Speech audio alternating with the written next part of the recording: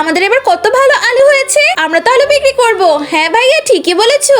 আরে ওদের কি সুন্দর আলু হয়েছে। আরে বৎস আমাকে কিছু সাহায্য করো বাবা, আমাদের তো তেমন কিছু নেই, আলু আছে। ভাইয়া এক কাজ করো, আলুগুলোই বাবাকে দিয়ে দাও, তাহলে বিক্রি করবো কি আমরা। আরে মানুষকে দিলে তো কোনো কিছু কমে যায় না, দাও না ভাইয়া তুমি। আচ্ছা ঠিক আছে, তুমি যখন বলছো বাবা এই নিন, এই আলুগুলোই রাখুন।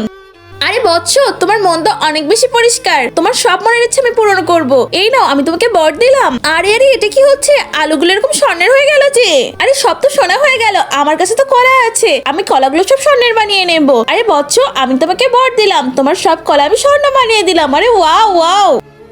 আরে বাবা বাবা দাঁড়ান বলছি, আমার কাছে তো কলা আছে, চলুন কলা নিবেন। আচ্ছা ঠিক আছে বৎস চলো। আরে এই তো আমার কলার গাছ, যাই তাড়াতাড়ি কিছু কলা পেরে এই বাবার হাতে তুলে দিই, তাহলে এক্ষুনি তো উনি আমার সব কলা স্বর্ণ করে দেবে। এই তো কলা ছেঁড়া হয়ে গেছে। বাবা বাবা এই নিন, এই কলাগুলো রাখুন, বৎস তোমার ভালো হোক। আরে ধুর, আমার কলাগুলো তো এখনো স্বর্ণের কলা হলো না। আরে তোমার মন তো অপরিষ্কার, তোমার কোনো ইচ্ছে পূরণ হবে না।